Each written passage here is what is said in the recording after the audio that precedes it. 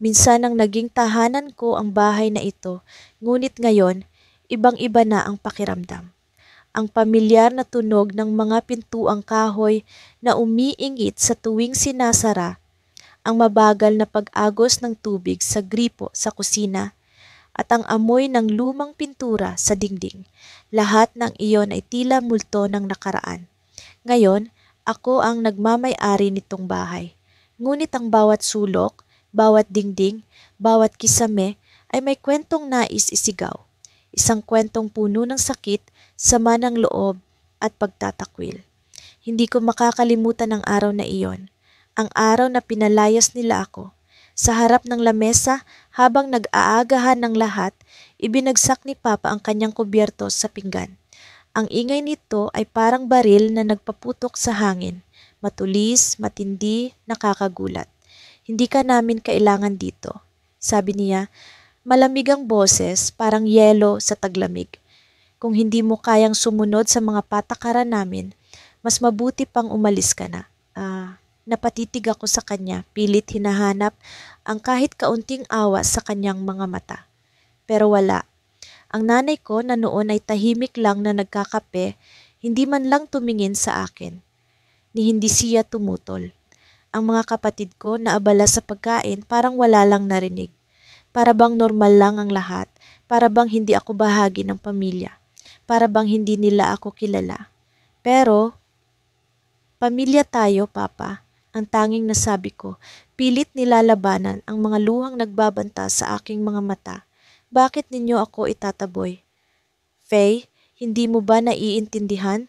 Tumayo siya, ang mga kamay nakapader sa mesa. Ang tigas ng ulo mo, lahat ng ginagawa mo, mali. Sinira mo ang reputasyon ng pamilya natin. Hindi namin kailangan ng isang pabigat. Umalis ka na. Ngayon din. Umalingaw-ngaw ang mga salitang iyon sa buong bahay. Sa sandaling iyon, bumagsak ang mundo ko. Ang pamilya ko, ang mga taong dapat na nagmamahal at nagtatanggol sa akin, sila mismo ang nagtulak sa akin palabas. Wala man lang nag-abot ng kamay, walang nagtanong kung saan ako pupunta, walang nagtanong kung paano ako mabubuhay.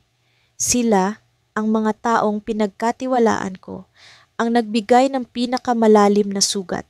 Napilitang umalis ako nang wala ni isang gamit. Hindi ko alam kung saan ako pupunta, kung sino ang lalapitan. Ang sakit ng pagtatakwil ay parang isang mabigat na bag na hindi ko kayang ilapag. Nagsimula akong magtrabaho kung saan-saan, kahit ano, kahit gaano kahirap. Sa bawat araw na dumaan, iniisip ko kung bakit nila nagawa iyon sa akin. Ano bang kasalanan ko? Anong mali sa akin? Ang galit, ang sakit, at ang kawalan ng hustisya ay naging gasolina sa aking paglalakbay. Paglipas ng ilang taon, nakahanap ako ng paraan para makabangon. Hindi madali. Maraming gabi akong umiiyak, maraming beses akong nagduda kung kaya ko bang magpatuloy. Pero natutunan kong gamitin ang galit ko bilang lakas. Sa tulong ng sipag, tiyaga, at kaunting suwerte, nakapag-ipon ako ng pera. At isang araw, nabalitaan ko na ipinagbibili na ang bahay na minsang itinuring kong tahanan. Ang bahay na iyon, ang bahay na nagtaboy sa akin, ang bahay na nagbigay ng pinakamalalim na peklat sa puso ko, ay naging layunin ko. Hindi ko alam kung bakit, pero gusto kong maangkin ito. Siguro dahil gusto kong patunayan na kaya kong bumangon mula sa sakit na iyon. Siguro dahil gusto kong ipakita sa kanila na hindi nila ako tuluyang nasira. Binili ko ang bahay ng walang pag-aalinlangan.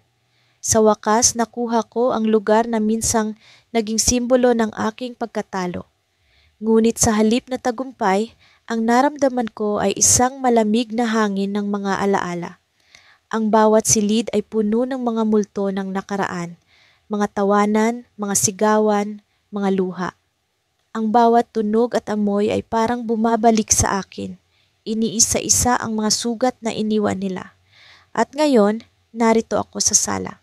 Ang lugar kung saan nila ako pinalayas. Ang lamesang iyon, na minsang naging saksi ng kanilang matatalim na salita, ay narito pa rin. Pero ngayon, nasa akin na ang kontrol. Hawak ko na ang kapangyarihan. Ako na ang may-ari. May kumatok sa pintuan. Napatingin ako sa orasan. Late na, sino kaya iyon? Nang buksan ko ang pinto, ang nanay ko ang nakita ko. Maputla ang mukha niya, parang takot, parang desperado. "Faye," ang sabi niya, mahina ang boses, halos isang bulong. "Kailangan namin ng tulong mo. Maawa ka."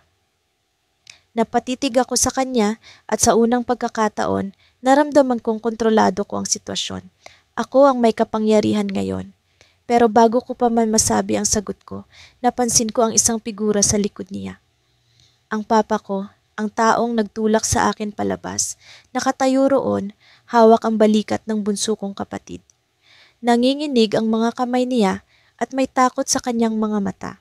Hindi ko alam kung bakit, pero ang pakiramdam ko ay hindi ito tungkol lang sa pera o tulong. May mas malalim na dahilan sa likod ng paglapit nila sa akin. Ngunit bago pa ako makapagtanong, narinig ko ang isang pamilyar na boses mula sa likuran ko. "Faye, huwag mong pagkatiwalaan sila." Napalingon ako at ang boses na iyon, ang boses ng taong hindi ko inaasahan, ay nagdala ng panibagong alon ng tensyon sa akin.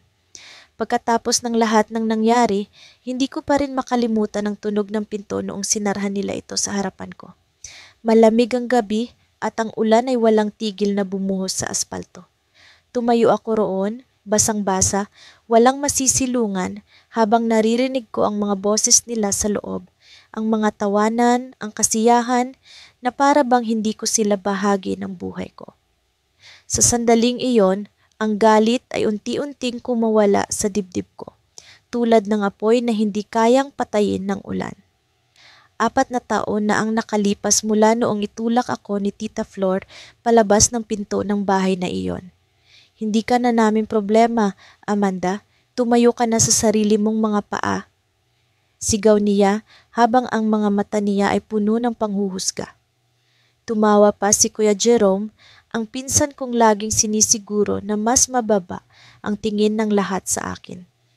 Hindi ko alam kung anong kasalanan ang ginawa ko para tratuhin nila ako ng ganon. Lumaki akong kasama sila matapos mamatay ang mga magulang ko sa isang aksidente. Pero sa kabila ng lahat ng sakripisyo ko, parang wala akong kwenta sa kanila.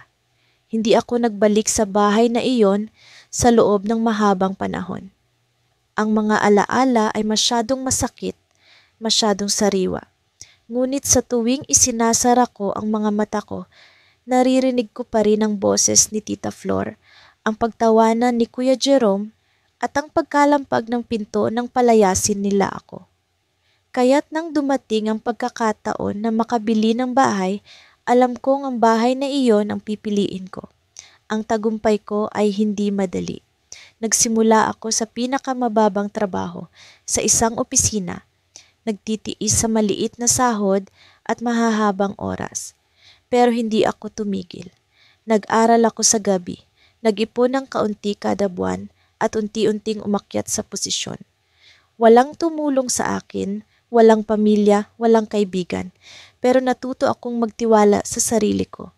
At nang makuha ko ang promosyon na nagbigay sa akin ng sapat na kita para bumili ng bahay, alam kong oras na para balikan ang nakaraan. Ang araw na iyon ay hindi ko malilimutan. Isang Sabado ng umaga, bumaba ako mula sa kotse sa harap ng gate ng bahay. Ang dati kong tahanan. Hindi ko alam kung ano ang mararamdaman, galit, tuwa, takot. Ang bahay ay mukhang pareho pa rin, pero may mga bakas ng pagluma. Ang pintura ay nagbibitak at ang hardin ay magulo, puno ng damo. Sa kabila ng lahat, naroon pa rin ang bigat ng mga alaala. Ngunit sa halip na pumasok, pinili kong maghintay. Hindi nagtagal, lumabas si Tita Flor sa pintuan, dala ang isang timba ng tubig. Halos hindi niya ako nakilala noong una, pero nang magtagpo ang aming mga mata, nanlaki ang mga ito. Ang dating matapang at maangas niyang postura ay nagbago, tila ba natuyot siya sa pagkakita sa akin. "Amanda?" tanong niya nang hihina ang boses. "Magandang umaga, tita," sagot ko. Diretso ang tingin. Mukhang kailangan niyo ng tulong sa bahay. Hindi siya sumagot. Sa halip, pumasok siya muli sa loob ng bahay. Alam kong nagmamadali siyang tawagin si Kuya Jerome o sinumang pwede niyang kasabwat sa sitwasyong iyon. Hindi nagtagal, bumukas ang pinto at lumabas si Kuya Jerome, ang dating siga, pero ngayon ay tila bahag ang buntot. Tumanda na siya at halata ang pagod sa kanyang mukha. Hindi ko maiwasang mapansin ang mga pagbabago sa kanilang buhay. Ang bahay na dati nilang ipinagmamalaki ay ngayon ay tila isang anino ng dati nitong anyo. Anong ginagawa mo rito? Tanong ni Kuya Jerome, may bahid ng galit sa boses pero halata ang kaba. May sasabihin ako sa inyo, sagot ko, sabay abot ng dokumento mula sa bag ko. Ako na ang bagong may-ari ng bahay na ito. Sa sandaling iyon, nakita ko ang pagkalito sa mukha nila. Ang dating malakas na boses ni Kuya Jerome ay nawala at si Tita Flor ay tila hindi makapagsalita. Tumingin sila sa papel, sa akin, tapos muli sa papel. Hindi nila matanggap ang katotohanan. Ang bahay na ipinalayas nila sa akin, ang bahay na tila hindi ko karapat-dapat tirhan noon, ay ngayon nasa pangalan ko. Imposible to, sigaw ni Kuya Jerome, pilit na kinukuha ang dokumento mula sa kamay ko. Hindi mo pwedeng gawin to sa amin. Ginawa ko na, sagot ko, malamig ang tono ng boses. At wala kayong magagawa. Nang bumalik sila sa loob ng bahay, sinundan ko sila. Hindi ko iniwan ang lugar na iyon, hindi para magmatigas, kundi para ipakita sa kanila na hindi ako ang babaeng tinaboy nila noon. Ngunit habang tinitingnan ko ang paligid, ang dingding, ang hagdan, ang mga sulok na minsang naging bahagi ng buhay ko, may bahagi ng puso ko ang tila humihingi ng sagot. Bakit? Bakit nila ginawa sa akin ang lahat ng iyon? Sa gitna ng katahimikan, narinig ko ang boses ni Tita Flor, mababa at nanginginig. Amanda, hindi namin sinasadya, hirap din kami noon. Hindi ko alam kung totoo ang mga salitang iyon o desperasyon lang.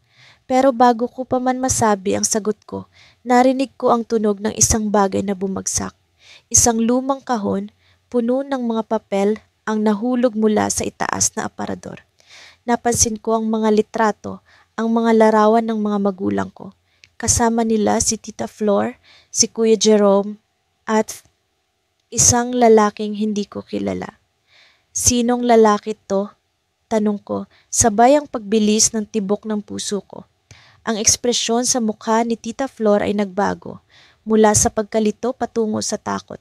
Hindi siya sumagot agad, pero ang saglit na katahimikan ay nagbigay ng sagot na mas malalim kaysa sa inaasahan ko. Hindi mo kailangang malaman, bulong niya, halos hindi marinig. Sa sandaling iyon, alam kong may lihim silang tinatago. Isang bagay na hindi nila kailanman sinabi sa akin. Ang bahay na ito, ang mga alaala, ang lahat, tila may mas malalim na dahilan kung bakit nila ako itinaboy noon. Nagising ako sa tunog ng malalakas na yabag sa sahig.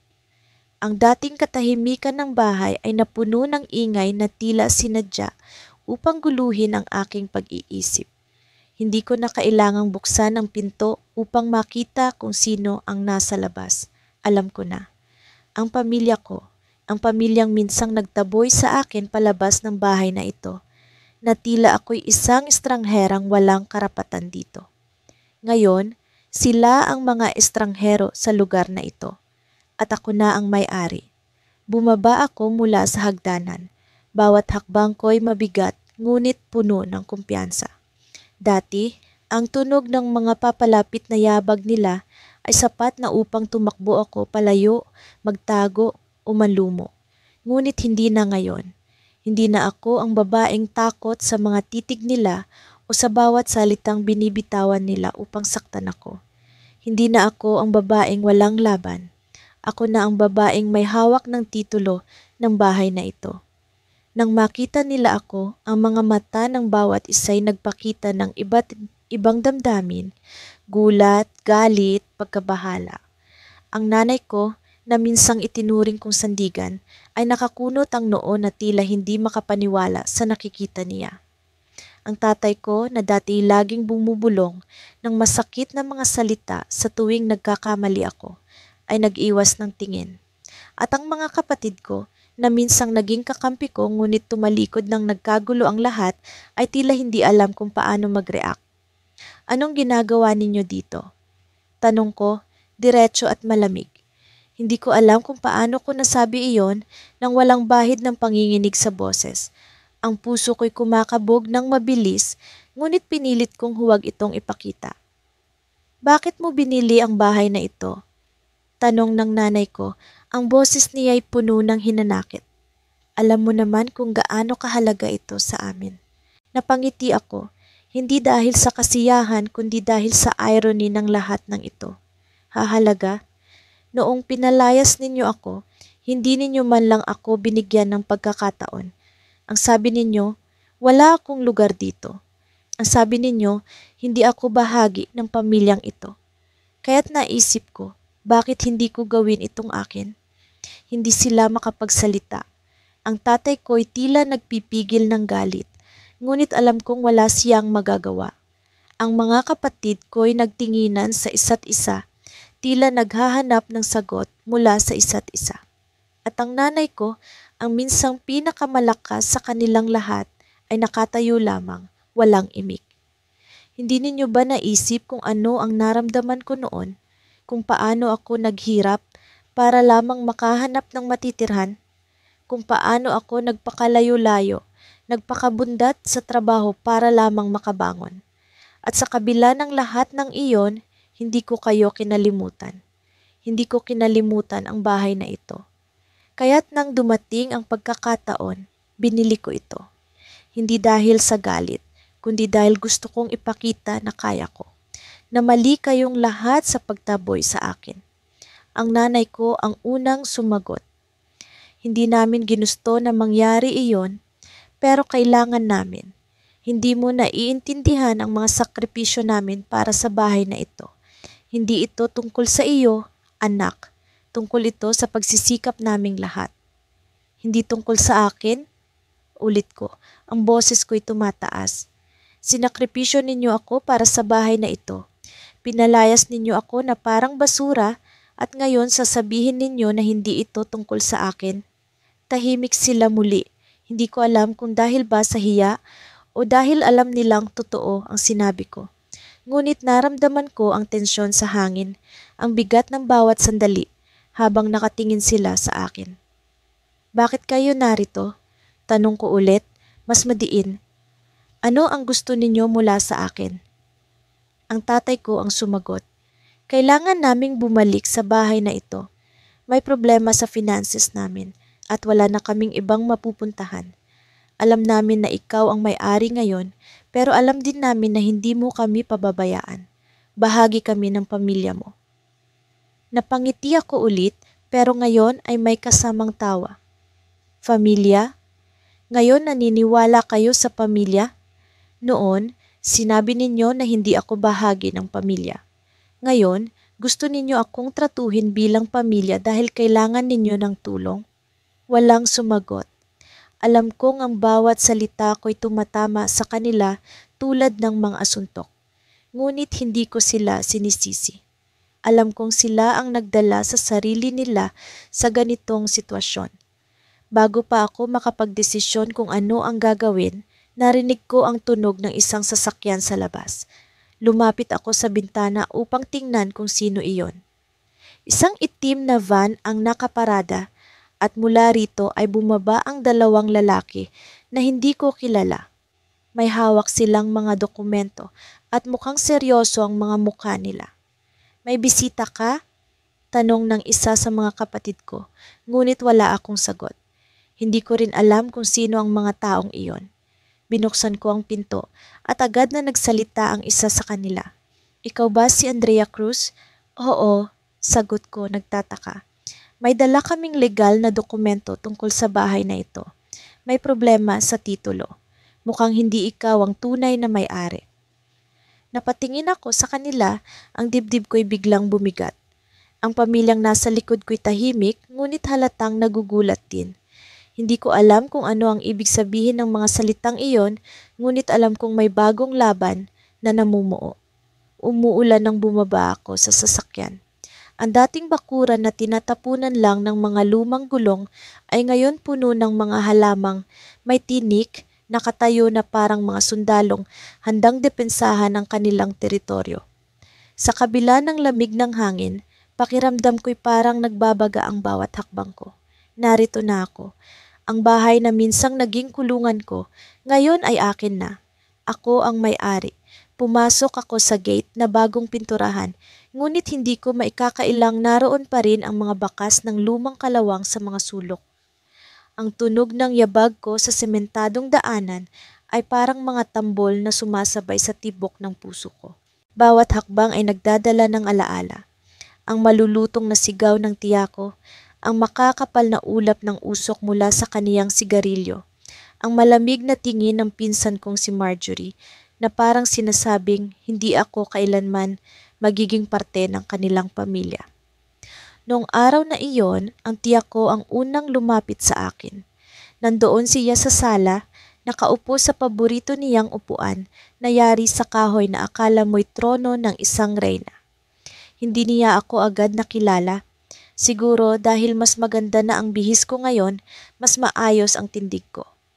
Pero nang mapansin niya ang mukha ko, ang mga mata niya'y lumaki, parang nakita niya ang multo ng nakaraan. "Anong ginagawa mo dito?" tanong niya. Ang boses niya'y puno ng hindi maipaliwanag na galit at takot. Ngumiti ako.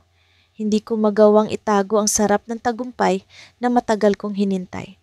"Ako na ang may-ari ng bahay na ito, tiya," sagot ko. Kaswal pero may diin. "Binili ko ito sa bangko. Hindi na kayo ang nakatira rito." Biglang tumayo ang tiyak ko. Ang sigarilyo sa kaniyang kamay ay halos mahulog. "Imposible! Hindi maaring mangyari ito!" sigaw niya habang ang galit ay unti-unting lumalabas sa kaniyang boses. "Sinira mo ang buhay namin! Wala kang karapatan!"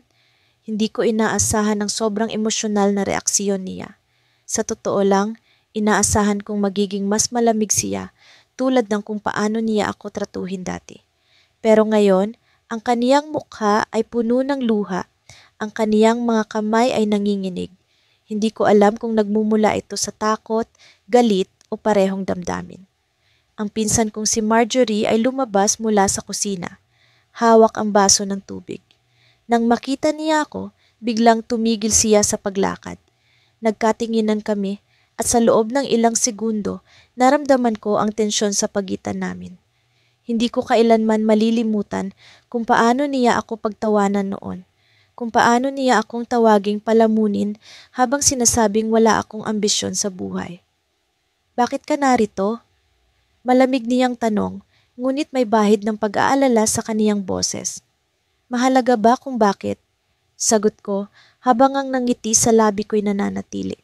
"Ang mahalaga, ako ang nagmamay-ari ng bahay na ito ngayon. Hindi na kayo ang nagdedesisyon kung sino ang nararapat na manatili dito." Ang tiyak ko'y hindi na nakapagsalita, pero si Marjorie ay lumapit sa akin, ang kaniyang mga mata ay puno ng galit. "Binili mo ito? Sa anong paraan? Pera ba ng ibang tao ang ginamit mo? O baka naman may niloko ka ulit, gaya ng ginawa mo noon?" Hindi ko napigilan ang sarili kong tumawa. "Niloko? Ako? Hindi ba't kayo ang nanloko sa akin noong pinatalsik niyo ako dito? Pinagtabuyan niyo ako para makakuha kayo ng mas maraming espasyo para sa mga bisita niyo, sa mga gamit niyo, sa mga pansarili niyong luho." Ang tiyak ko'y biglang sumingit. "Hindi namin iyon ginusto. Ikaw ang problema. Ikaw ang nagdala ng swerte sa labas ng bahay na ito. Kaya kami naghirap." Tumigil ako sa pagtawa at ang nangiti sa labi ko'y nawala. "Swerte? Problema? Hindi ba't ako ang nagtrabaho ng mahigit 10 taon para lamang mabawi ang dignidad ko? Swerte ang tawag niyo sa lahat ng hirap na iyon?" Tahimik silang dalawa matapos kong magsalita. Ang ulan sa labas ay patuloy na bumubuhos, tila sinasabayan ng tensyon sa loob ng bahay. Sa kabila ng galit sa dibdib ko, naramdaman ko ang bigat ng sitwasyon. Hindi lang ito tungkol sa bahay. Ito'y tungkol sa lahat ng nasayang na panahon, sa lahat ng sugat na iniwan nila sa akin. Wala na kayong magagawa, sabi ko. Mas mababa ang boses ngunit may bahid ng paninindigan. Binili ko ang bahay na ito at ayon sa batas, ako ang may-ari. Hindi na kayo pwedeng tumira dito. May 2 linggo kayo para mag-impake. Biglang tumawa si Marjorie, isang malamig na tawa na tila may masamang balak. Akala mo ba tapos na ito? Hindi mo alam ang buong kwento, hindi ba? Akala mo ba basta-basta kang magtatagumpay?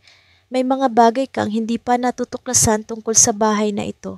At kapag nalaman mo, baka ikaw mismo ang umalis. Napalitan ng kaba ang galit sa puso ko. Ano ang ibig niyang sabihin? Hindi ko alam kung pananakot lang iyon o may katotohanan sa kaniyang mga salita. Ngunit bago pa ako makapagtanong, tumalikod siya at pumasok sa kusina.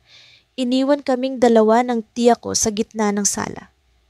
Nang tignan ko ang tiya ko, nakita ko ang isang kakaibang ekspresyon sa kaniyang mukha. Parang may pilit siyang itinatago, isang lihim na hindi pa niya kayang ipahayag. At sa loob ng ilang segundo, naramdaman ko ang bigat ng kaniyang tingin na parang sinasabi niyang mag-ingat ako. Ano ang tinutukoy ni Marjorie? Ano ang itinatago ng bahay na ito?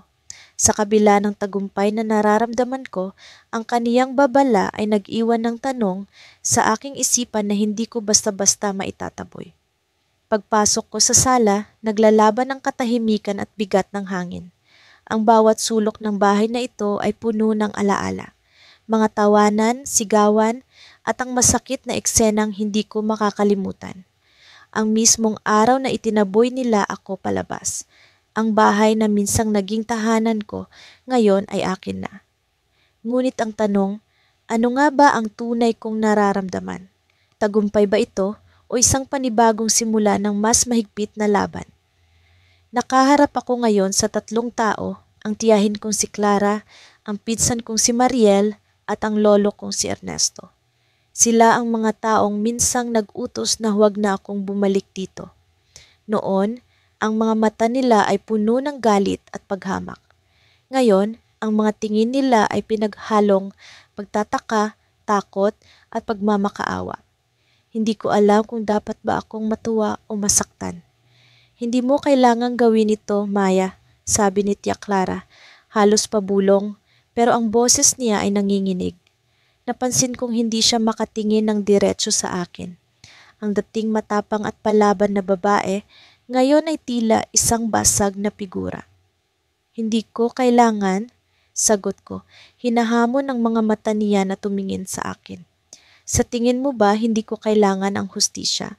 Na hindi ko kailangan ng bahay na ito, na itinuring kong tahanan bago niyo ako palayasin na parang asong ulol? Tumayo si Mariel mula sa sofa, ang katawan niya ay naninigas sa galit. Hindi mo kami pwedeng basta-basta paalisin. Hindi mo alam ang pinagdaanan namin para mapanatili ang bahay na ito. Hindi mo alam kung anong sakripisyo. Hindi ko alam. Putol ko. Ang boses ko ay bumagsak na parang hampas ng alon sa bato. Lumapit ako sa kaniya, halos magkadikit na ang aming mukha. Ako ang pinalayas ninyo, Mariel. Ako ang iniwan niyo sa lansangan, nag-iisa, basag ang puso, at walang kahit anong pag-asa. Huwag mong sabihin sa akin na wala akong alam sa sakripisyo. Napatigil siya, ngunit hindi siya tumingin sa akin. Naramdaman kong may panginginig sa kaniyang katawan, pero pinilit niyang magmukhang matatag. Ang lolo kong si Ernesto naman ay tahimik lang sa gilid, nakaupo sa kaniyang lumang upuan na tila hindi na niya kayang iwan. Ang dating astig na patriarka ng pamilya, ngayon ay parang isang matandang walang magawa. Maya, patawarin mo na kami, bulong ni Lolo Ernesto. Ang boses niya ay mabagal at mahina. Mali ang ginawa namin noon, pero pamilya pa rin kami, hindi mo ba kami kayang palampasin? Ang salitang pamilya ay tumama sa akin ng malakas, parang punyal na bumaon sa dibdib ko. Pamilya, ang pamilya rin ang unang nagwasak sa akin. Ang pamilya rin ang unang nagtaboy sa akin, ang naging sanhi ng lahat ng sakit na dinadala ko hanggang ngayon. Pamilya? Tanong ko, ang boses ko ay puno ng pait. Noong mga panahong kailangan ko kayo, nasaan ang pamilya na sinasabi niyo? Nasaan kayo noong nagmamakaawa, akong huwag ninyo akong palayasin? Nasaan ang pamilya noong ginawa niyo akong parang basura? Tahimik ang lahat, wala ni isa sa kanila ang sumagot. Ang mga mata nila ay nakatingin lang sa sahig na iipit sa bigat ng mga alaala. Alam kong wala silang maidadahilan. Alam kong batid nila ang kasalanan nila. Lumakad ako papunta sa bintana, tinitingnan ng labas. Ang hardin na minsang nilalaruan ko, ang swing na minsang naging saksi sa mga pangarap ko. Ang lahat ng iyon ay muling nasa akin, ngunit bakit parang hindi pa rin sapat? Bakit parang may kulang? Maya, sabi ni Tia Clara, mas malakas na ngayon ang boses niya. Kung talagang gusto mong maging masaya, hindi ito ang paraan. Ang bahay na ito ay puno ng alaala, hindi lang para sa iyo, kundi para sa ating lahat. Kung talagang gusto mong maging malaya, pwede mo kaming hayaan dito. Magkabati tayo, ayusin natin ang lahat. Napatingin ako sa kaniya. Ang mukha niya ay puno ng desperasyon, ngunit may kung anong galit sa likod ng mga mata niya. Alam kong hindi ito usapin ng pagkakasundo. Alam kong hindi ito usapin ng pagmamahal. Usapin ito ng kapangyarihan. Kung sino ang may kontrol, kung sino ang may boses. Hindi mo ako naiintindihan, Clara, sabi ko, mabagal ngunit matalas ang boses ko. Hindi ko ito ginagawa para sa saya. Hindi ko ito ginagawa para sa alaala. Ginagawa ko ito para sa hustisya. Dahan-dahan kong inilabas mula sa bulsa ang dokumento ng pagmamay-ari ng bahay. Pinakita ko ito sa kanila, ang papel na nagpapatunay na ako na ang may-ari ng lahat ng ito. Ang bahay, ang lupa, ang bawat sulok at dingding. Ang lahat ng ito ay nasa ilalim ng pangalan ko. Mayroon kayong 3 araw, sabi ko ng diretso. 3 araw para mag-empake at umalis. Kapag hindi niyo ginawa, alam niyo naman kung anong mangyayari. Wala kang puso, sigaw ni Mariel, ngunit hindi na ako lumingon. Tumalikod ako at muling tumingin sa bintana. Ang araw ay papalubog na, ang langit ay mapula, parang dugo. Parang babala. Naramdaman kong humakbang si Lolo Ernesto papalapit sa akin. Mabagal ang bawat galaw niya, tila may dalang mabigat na pasanin. Nang makarating siya sa aking likuran, sinabi niya ang isang bagay na nagpatahimik sa akin. Hindi mo alam ang buong kwento, Maya. Bulong niya, ngunit ang mga salita niya ay parang sigaw sa utak ko. May dahilan kung bakit ka namin pinalayas. May lihim na hindi mo pa alam. At kung malalaman mo ito, baka magbago ang lahat ng iniisip mo. Biglang bumilis ang tibok ng puso ko. Ano ang ibig niyang sabihin? Anong lihim ang tinutukoy niya? Ngunit bago ko pa siya matanong, tumalikod siya at bumalik sa kaniyang upuan, tahimik na parang wala siyang sinabi. Napatigil ako sa kinaroroonan ko, ang isip ko ay bumaliktad. Ano ang itinatago nila? Ano ang hindi ko alam? Ang pintuan sa harap ng bahay ay nakasarado. Ang dating kahoy na pinto kung saan madalas akong kumakatok noon ay napalitan na ng makintab na bakal. Mas maganda, mas moderno. Pero para sa akin, iyon ay simbolo ng panibagong digmaan. Hindi ko na kailangan kumatok. Sa pagkakataong ito, hawak ko ang susi. Binuksan ko ang pinto at tumambad sa akin ang parehong sala kung saan ako madalas magtago tuwing may sigawan sa bahay. Hindi nagbago ang layout, ang sofa na may tagpi-tagping upholstery, ang lumang mesa na may peklat ng mga sigarilyo ni Papa, ang pader na may mga lumang larawan ng aming pamilya. Pero hindi ko na nararamdaman ang init ng pagiging bahay. Parang malamig na parang hindi na ako bahagi ng lugar na ito. Naroon si Mama, nakaupo sa sofa. Halatang gulat siya nang makita akong pumasok. Ang kanyang mukha ay hindi ko mabasa. Galit ba? Takot? O baka pareho? Sa likod niya, si Papa naman, nakatayo at halatang tensyonado. Ang kanyang mga mata ay parang apoy, handang lumamon, pero halatang hindi niya alam kung paano magpapasimula ng away. Anong ginagawa mo dito? Tanong ni Mama. Ang boses niya ay may halong galit at pagkabalisa. Dito ako nakatira ngayon, sagot ko, diretso, walang pag-aalinlangan. Napansin kong napatingin si Papa kay Mama. Alam nilang may hindi pangkaraniwang nangyari pero hindi nila alam kung ano. Naramdaman ko ang bigat ng aking bawat hakbang habang dahan-dahan akong lumalapit. Ang bawat tunog ng aking sapatos sa sahig ay parang dagundong ng alingawngaw ng nakaraan. Wala kang karapatang bumalik dito pagkatapos ng ginawa mo, sabi ni Papa. Ang boses niya ay malalim, puno ng galit. Pinili mong umalis, pinili mong talikuran kami.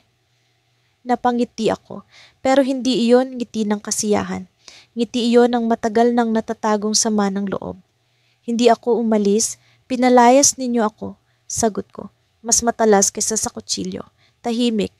Ang katahimikan ay parang palubog na araw, mabigat, mabagal, pero alam mong may paparating na kadiliman.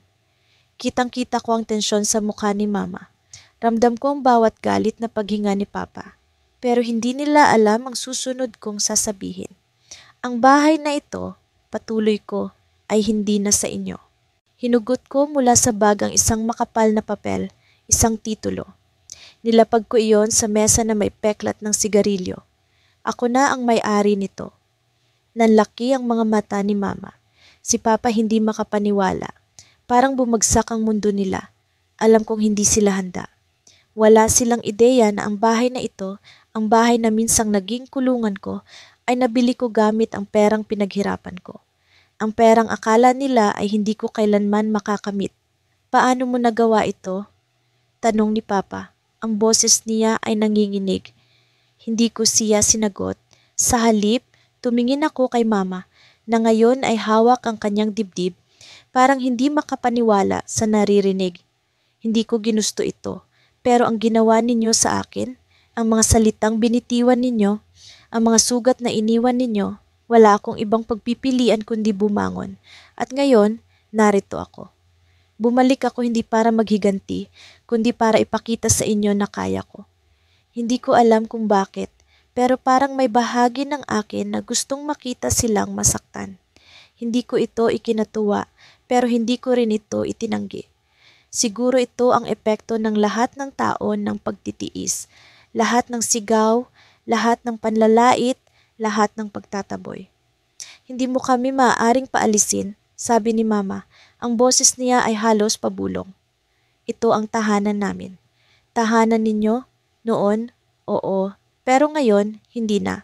Ako na ang may-ari at may karapatan akong gawin ang gusto ko dito.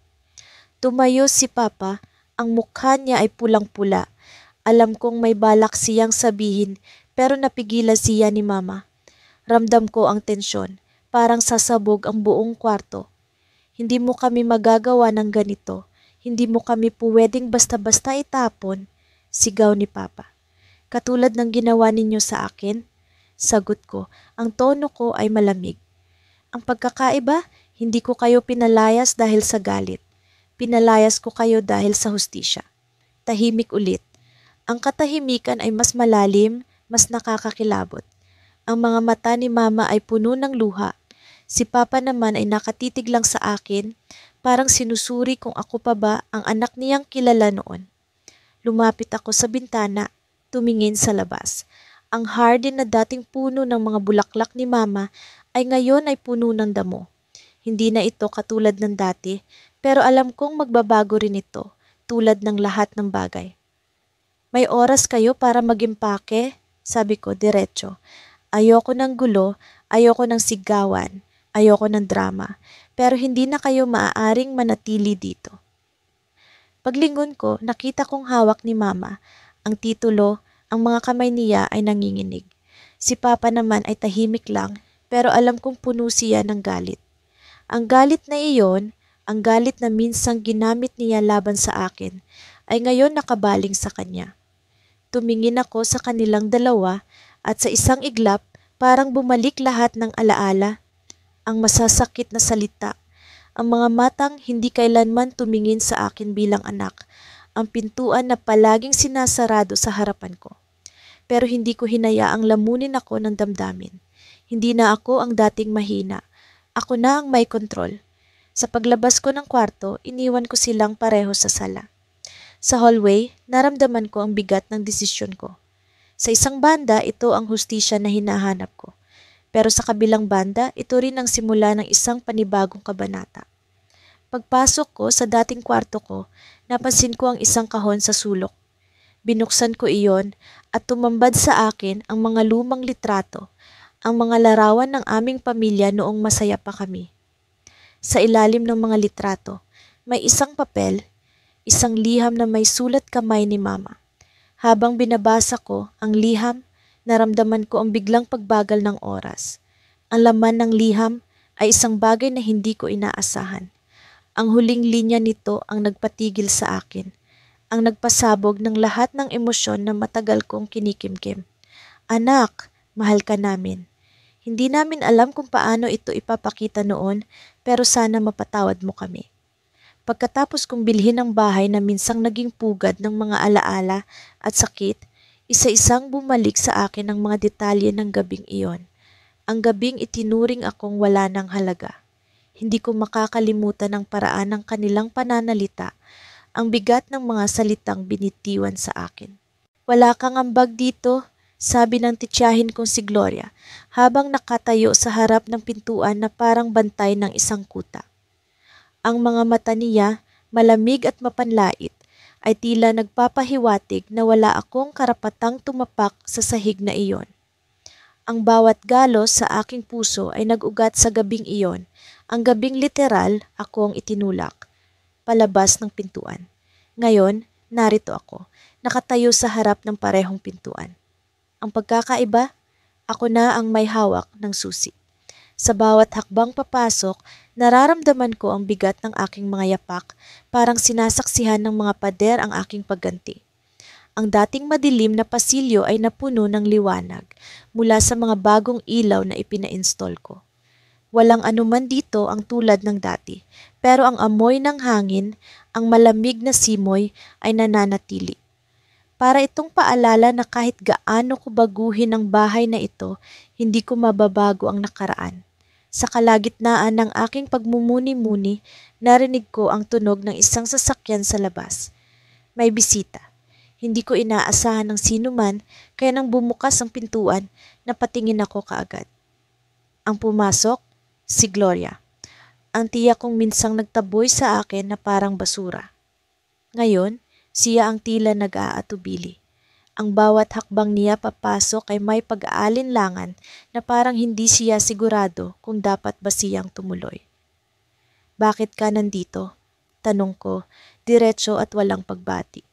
Hindi ko rin alam kung bakit, pero ang bawat salita ko ay may bahid ng lamig. Hindi ko sinubukang magpanggap. Umupo siya sa lumang sofa na hindi ko pa napapalitan. Kailangan ko ng tulong, sagot niya. Ang boses niya na minsang puno ng yabang ay ngayon tila nagmamakaawa. Napatitig ako sa kanya, tila naghihintay ng paliwanag. Ngunit hindi ako nagsalita, pinili kong hayaan siyang magpatuloy. Ang bahay ko, simula niya at napansin kong nanginginig ang mga daliri niyang nakapatong sa tuhod. Pinaalis na kami. Hindi ko alam kung saan kami pupunta. Hindi ko alam kung paano ko naramdaman ang kakaibang kaligayahan sa sinabi niya. Parang ang mundo mismo ang nagbigay ng hustisya sa akin. Ang bahay na minsang naging tahanan nila, ang bahay na ginamit nilang sandata para palayasin ako, ay ngayoy wala na rin sa kanila. Ngunit hindi ko pinakita ang emosyon ko. Sa halip, tumingin ako sa kanya ng diretso. At ano ang gusto mong gawin ko tungkol diyan, Gloria? Ang tanong ko ay tila sumuntok sa kanya. Napansin kong napalunok siya. na parang hindi niya inaasahan ang tono ko. Ikaw na ang may-ari nito, sagot niya. Baka pwede mo kaming matulungan kahit pansamantala. Hindi ko alam kung saan kami pupunta. Ang irony ng sitwasyon ay halos magpatawa sa akin. Dati, ako ang walang matuluyan. Ako ang itinulak palayo. Ngayon, sila ang humihingi ng saklolo. Pero hindi ako natawa. Sa halip, tumayo ako mula sa pagkakaupo at dahan-dahang lumapit sa kanya. Ang bawat hakbang ko ay may bigat, parang naririnig niya ang bawat tunog ng sapatos ko sa sahig. Alam mo, Gloria, simula ko habang nakatingin ng diretso sa mga mata niya. Ang sakit na dinulot mo sa akin ay hindi mababayaran ng kahit anong sorry. Hindi mo alam kung ano ang dinanas ko sa labas ng bahay na ito. Ang lahat ng hirap, ang lahat ng gutom, ang lahat ng kawalan ng pag-asa. Lahat iyan ay dahil sa ginawa mo. Hindi siya sumagot. Tahimik lang siyang nakatingin sa akin na parang hindi niya alam kung paano sasagutin ang mga salita ko. Ngunit sa kabila ng galit na nararamdaman ko, may kung anong bahagi sa akin ang tila nag-aalinlangan. Totoo nga bang kaya kong gawin ang ginawa nila sa akin? Kaya ko bang itaboy ang isang taong humihingi ng tulong kahit pa siya ang nagtaboy sa akin noon? May mga kwarto sa itaas, sabi ko sa wakas habang umiwas ng tingin sa kanya. Panandalian lang, pero huwag mong kalimutan, hindi ka na ang may-ari ng bahay na ito. Ako na. Halos hindi siya makapaniwala sa sinabi ko.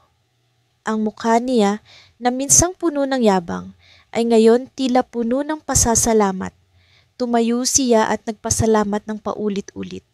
Ngunit kahit pa anong gawin niya, hindi ko maalis ang bigat sa dibdib ko. Alam kong hindi pa tapos ang kwento namin. Alam kong may susunod pang mangyayari. Habang paakyat siya sa hagdan, naramdaman kong may kakaibang naririnig sa likuran ko. Isang tunog, parang bumukas ang isa pang pintuan. Mabilis akong tumalikod, ngunit wala akong nakita. Ang bahay ba mismo ang naglalaro sa akin? O may kung anong mas malalim na sikreto ang bahay na ito na hindi ko pa natutuklasan? Pagpasok ko sa bahay, bumungad agad sa akin ang mga alaala ng nakaraan, mga sigaw, iyakan, at hindi mabilang na pagmamakaawa. Ang bawat sulok ay may kwento ng sakit, bawat pader ay saksi sa kawalang hustisya. Ngunit ngayon, ang mga dingding na minsang nagkulong sa akin ay akin ng pag-aari. Walang makakapigil sa akin. Hindi na ako ang babaeng pinagtatawanan nila.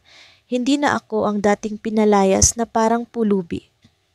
Naglakad ako papunta sa sala, ang mismong lugar kung saan ako huling nakipag-usap sa kanila. Ang lamesa, malinis at makintab, ay tila hindi na nagbago. Nakita ko ang aking refleksyon sa ibabaw nito, ngunit iba na ang babaeng naroon. Mas matapang, mas malakas. Napansin kong may mga bagong dekorasyon sa paligid, mga painting na hindi ko kilala, mga palamuti na wala noong narito pa ako. Pero sa kabila ng mga pagbabago, naroon pa rin ang bigat ng alaala. Hindi ko maalis sa isip ang eksaktong sandali kung paano nila ako tinulak palabas, kung paano nila ako tinuring na wala akong silbi. Narinig ko ang mga yabag mula sa itaas. Ang mga hakbang na iyon ay pamilyar kahit pa ilang taon na ang lumipas. Bumaba si Tita Carmen, ang babaeng pinakamatapang sumigaw sa akin noon. Siya ang nanguna sa pagpapalayas sa akin at siya rin ang pinakamayabang sa kanilang lahat. Hindi niya agad napansin na ako ang naroon. Nang makita niya ako, nanlaki ang kanyang mga mata, tila hindi makapaniwala. Ano ang ginagawa mo dito? Tanong niya, ang tono niya ay may halong galit at gulat. Ngumiti ako. Hindi ko alam kung paano ko napigilang sumabog sa galit, pero nagawa kong manatiling kalmado.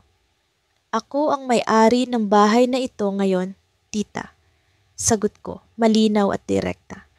Halos hindi siya makapagsalita. Ang kanyang bibig ay bumuka, pero walang salitang lumabas.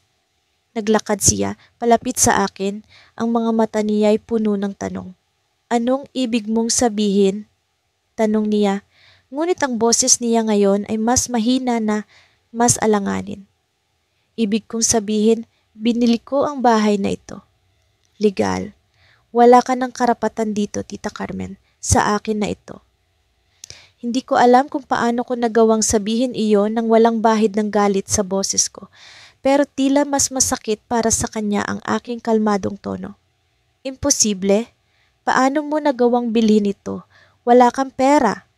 Napansin ko ang pagtaas ng kanyang boses, ang desperasyon sa kanyang pagsigaw. Hindi mo alam kung ano ang kaya kong gawin, tita. Hindi mo alam kung gaano kahirap ang pinagdaanan ko para makarating sa puntong ito. Lumapit ako sa kanya at hindi ko maiwasang tingnan siya ng diretso sa mata. Pinagtabuyan mo ako noon, pero ngayon ako na ang may hawak ng lahat ng ito. Naramdaman ko ang tensyon sa hangin. Ang galit na nararamdaman niya ay parang apoy na gustong sumiklab. Tumalikod siya sa akin, pero kita ko ang panginginig ng kanyang katawan. Hindi niya matanggap ang nangyari, hindi niya matanggap na ang babaeng minsang tinuring nilang walang kwenta ay nagbalik ng mas malakas. Biglang bumukas ang pinto sa likuran. Bumungad si Marlon, ang anak ni Tita Carmen. Siya ang dahilan kung bakit ako pinalayas noon. Ang kanyang mga kasinungalingan, ang mga manipulasyon niya, lahat iyon ang nagtulak sa akin sa bangin. Nang makita niya ako, agad siyang tumigil sa paglakad. Ang ekspresyon niya ay nagbago mula sa pagkalito patungo sa takot. Hindi ko alam na narito pa pala siya. Akala ko'y umalis na siya, na iniwan na niya ang lahat ng ito. Pero narito siya, kasama pa rin si Tita Carmen na namumuhay na parang walang nangyari. Anong ginagawa mo rito? Tanong ni Marlon, halos pagalit. Ang tono niya ay parang siya pa rin ang may kontrol. Ngumiti ako. Narito ako para sa bahay na ito, Marlon. Ako na ang may-ari. Hindi ba't napakaganda ng pagkakataon? Hindi ko maiwasang mapansin ang pagtingin ni Marlon kay Tita Carmen. May tensyon sa pagitan nila, tila may usapan silang hindi ko alam. Pero hindi ko na iyon inintindi. Ang mahalaga, narito ako, at ako ang may hawak ng kapalaran nila. Lumapit si Marlon sa akin, ang kanyang mga matay puno ng galit. Walang karapatan ang isang tulad mo na magmay-ari ng bahay na ito. Walang karapatan? Marlon, ikaw ang walang karapatan. Alam mo kung bakit? Dahil wala ng pangalan mo sa mga papeles ng bahay na ito. Ako ang nagbayad, ako ang may resibo, ako ang may titulo. Hindi siya makasagot. Kita ko ang pagkabalisa sa kanyang mukha. Ang takot na unti-unting bumabalot sa kanya. Alam niyang totoo ang sinasabi ko. Alam niyang wala na siyang magagawa. Alam mo ba kung ano ang irony, Marlon? Tanong ko habang unti-unti akong lumalapit sa kanya. Ang bahay na ito na minsan akong itinaboy, ngayon ay magiging dahilan ng pagbagsak ninyo. Hindi na kayo ang may hawak ng kontrol. Ako na. Tahimik si Marlon, tahimik din si Tita Carmen. Ang dating sigaw nila ay napalitan ng katahimikan. Ang dating yabang nila ay napalitan ng takot. Hindi ko alam kung paano ko nagawang manatiling matatag sa harap nila, pero alam kong ito ang tamang pagkakataon. Biglang tumunog ang telepono sa tabi ni Tita Carmen. Hindi ko alam kung sino ang tumatawag, pero kita ko ang kanyang pag-aatubili na sagutin iyon. Nang kunin niya ang tawag, agad kong narinig ang kanyang pagsigaw. Hindi ko naiintindihan ang buong usapan, pero isang bagay ang malinaw. May mas malaki pang problema silang hinaharap. Tumalikod ako at naglakad palabas ng sala. Hindi na ako magpapaliwanag. Hindi ko na kailangang mag-aksaya ng oras para sa kanila. Ngunit bago ako makalabas ng pinto, narinig ko ang boses ni Tita Carmen sa likuran. Hindi mo alam ang totoong nangyari sa bahay na ito. Hindi mo alam kung ano ang ginawa namin para maipaglaban ito. Tumigil ako sa paglakad. Biglang bumalik ang tensyon sa hangin, mas mabigat, mas nakakatakot. Ngunit hindi ako lumingon. Sa halip, sinabi ko ang huling mga salita bago tuluyang umalis. Hindi ko kailangan ang paliwanag ninyo.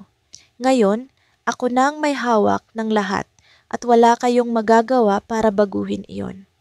Pagkatapos ng mahabang taon ng pakikibaka, narito ako, nakatayo sa harapan ng bahay na minsang naging simbolo ng sakit at pagkabigo sa buhay ko. Ang bahay na ito, ang bawat dingding, sahig at bintana ay puno ng alaala ng pagtanggi, ng mga salitang bumuta sa puso ko, ng mga galit na sigaw na nagtaboy sa akin palabas. Ngayon, ang bahay na ito ay akin na. Hindi ko masabing madali ang lahat. Ang proseso ng pagbili nito ay puno ng galit at pagtatalo. Hindi iyon basta transaksyon. Para sa akin, ito'y personal. Sa bawat lagda ko sa mga papeles, naaalala ko ang mukha ni Tita Linda.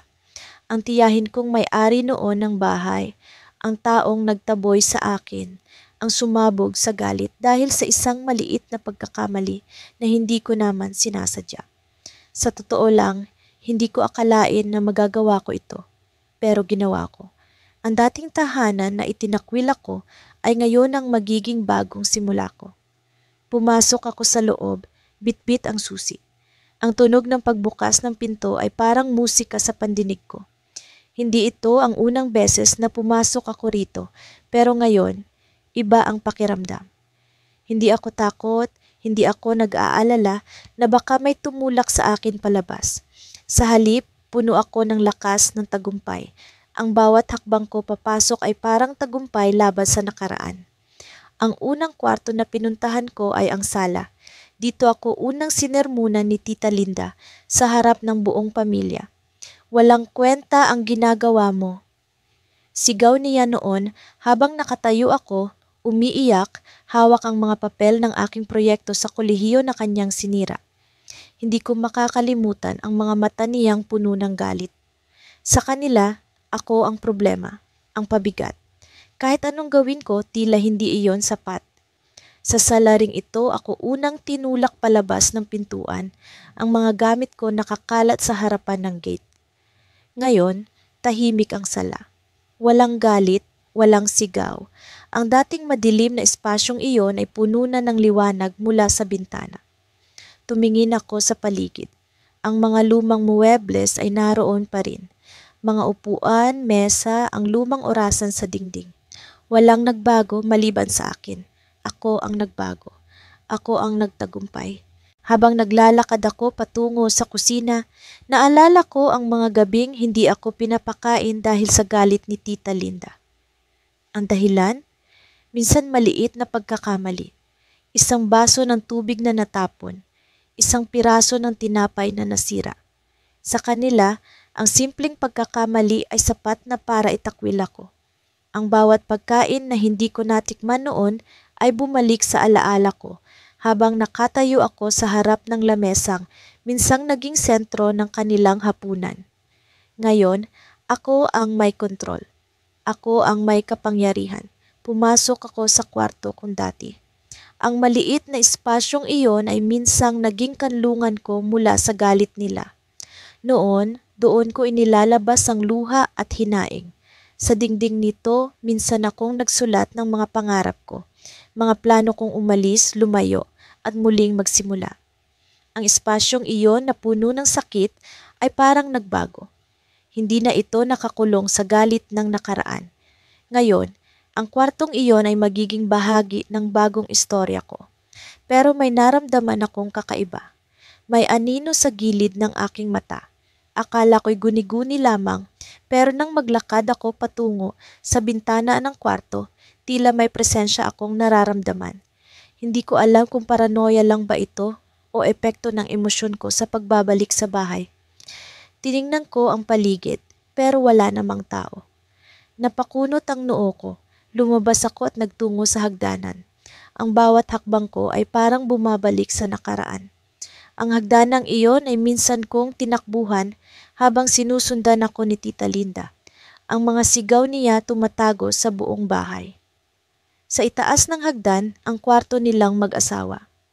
Hindi ko talaga gustong pumasok doon, pero parang may humihila sa akin. Ang bawat hakbang patungo sa pintuan ay mabagal, puno ng tensyon. Pagbukas ko ng pinto, bumungad sa akin ang masamang amoy. Ang kwarto ay tila hindi nalinis ng matagal.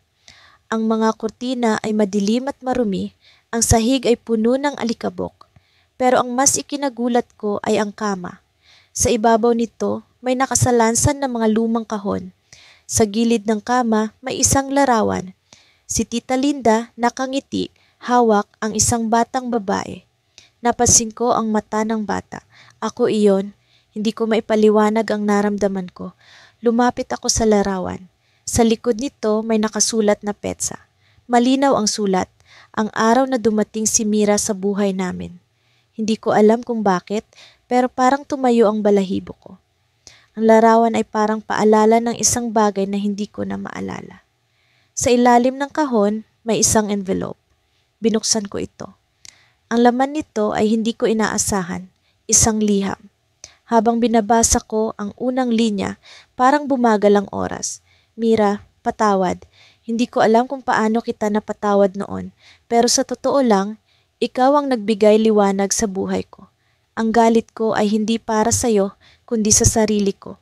Sana kahit papaano mapatawad mo rin ako. Napaluhod ako. Ang mga mata ko ay puno ng luha, pero hindi ko maintindihan kung bakit. Sa likod ng liham, may isa pang detalye, isang address. Hindi ko alam kung saan iyon, pero alam kong kailangan kong alamin. Pagpasok ko sa bahay, sumalubong sa akin ang malamig na simoy ng hangin, tila sinisigaw ng bawat sulok ng mga dingding, ang mga alaala ng paghihirap ko noon. Ang hagdan ng kahoy na dating kinakalawang. Ngayoy makintab na at maayos, bawat hakbang ko rinig na rinig. Parang tinatawag ako pabalik sa mga araw na ginawang impyerno ang buhay ko dito. Ang mga bintanang dati ibasag at punong-puno ng alikabok, ngayoy malinis na at nakabukas. Pinapapasok ang liwanag ng araw na noon ay tila ipinagkait sa akin. Sa gitna ng sala, naroon si Tito Ruel, ang taong pinalayas ako ng walang kalaban-laban. Ang dating matikas niyang tindig, ngayoy nakatungo ang likod, parang pasa ng bigat ng mundo. Ang kanyang mga mata na noong puno ng galit at panunuya, ngayoy tila natatakot sa kung ano ang susunod na mangyayari. Sa tabi niya, si Tita Marites, ang babaeng walang sawang nagparinig noon na wala akong kwenta, na hindi ako karapat-dapat sa kahit ano. Ngayon, nakapulupot ang mga daliri niya sa hawakan ng upuan, nanginginig. Hindi ko akalain na ikaw ang bumili ng bahay na to. Mahina at garalgal na boses ni Tito Ruel. Hindi siya makatingin ng diretso sa akin. Hindi rin siya makagalaw mula sa kinauupuan niya, parang ang bawat pulgada ng sahig ay may kuryenteng pumipigil sa kanya. Huwag kang mag-alala, Tito Ruel, sagot ko. Hindi ko napigilang ngumiti ng bahagya. Hindi ito tungkol sa paghihiganti. Hindi ako bumalik dito para magmakaawa o magalit. Bumalik ako dahil akin na ang bahay na to. Tahimik, walang salita ni hininga ang gumalaw sa pagitan naming tatlo. Ang tanging tunog ay ang pag-ugong ng bentilador na nakatapat sa kanila. Walang lakas ang hangin nito, parang ang sariling pagkatao ni Tito Ruel, mahina, wala ng silbi. Ang daming nangyari, hindi ba? Noon, lagi ninyong sinasabi sa akin na wala akong mararating, na wala akong karapatang tumira dito, na wala akong karapatang maging bahagi ng pamilya natin. At ngayon, pinakawalan ko ang hawak kong bag sa mesa. Ang tunog nito'y parang baril na sumabog sa katahimikan ng kwarto. Ako na ang may-ari ng bahay na pinagtulungan ninyong alisin ako. Hindi namin sinasadya noon. Biglang singit ni Tita Marites, pilit na itinatama ang kanyang boses, pero alam kong kahit siya'y hindi naniniwala sa sinasabi niya.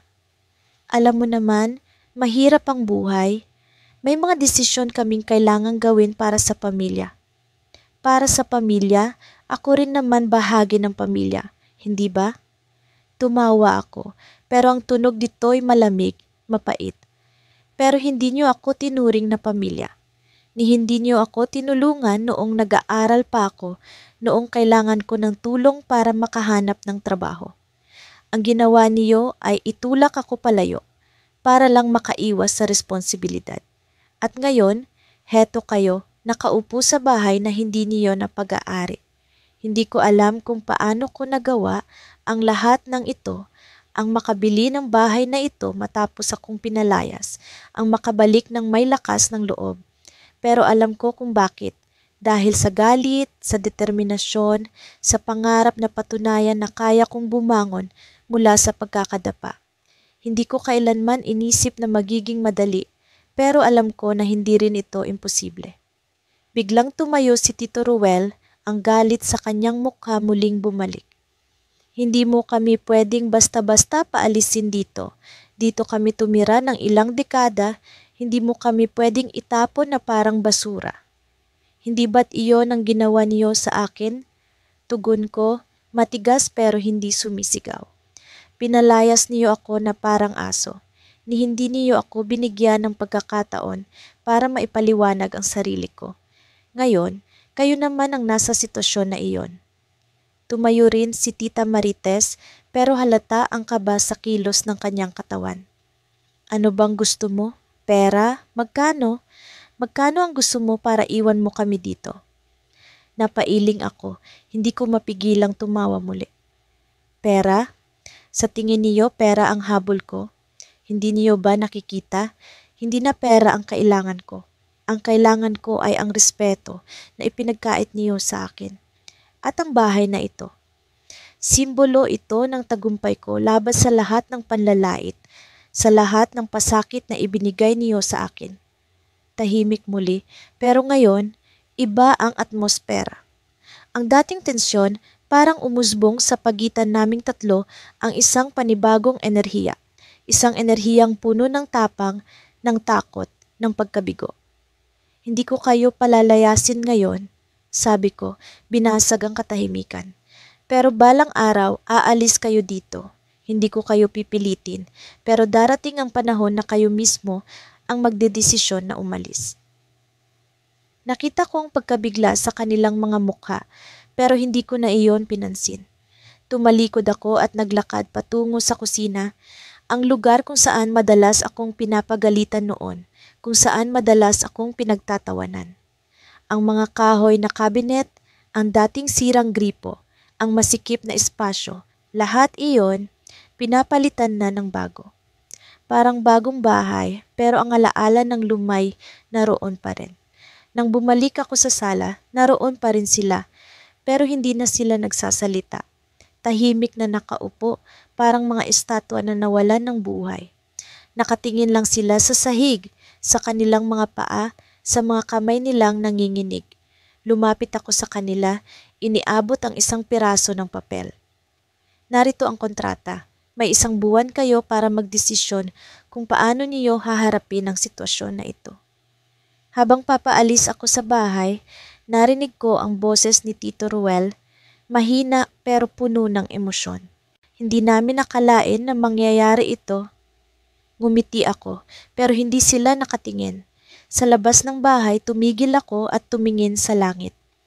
Ang araw, ang liwanag nito, parang mas maliwanag kaysa dati. Sa unang pagkakataon, naramdaman ko ang kapayapaan. Pero alam kong hindi pa tapos ang kwento, hindi pa tapos ang laban.